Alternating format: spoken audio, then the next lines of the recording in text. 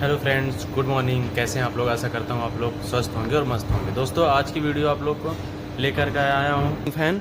इसका कनेक्शन हम आपको बताएंगे कैसे करते हैं। इसके लिए कनेक्शन के लिए हमें ज़रूरत होती है एक 2.5 का या 3.15 का कैपेसिटर हमें चाहिए होता है। तो चलिए वीडियो का कनेक्शन करते हैं। तो दोस्तों, इसमें देख रहे होंगे रेड वाला प्राइमरी वाइंडिंग है और ब्लैक वाला सेकेंडरी वाइंडिंग है।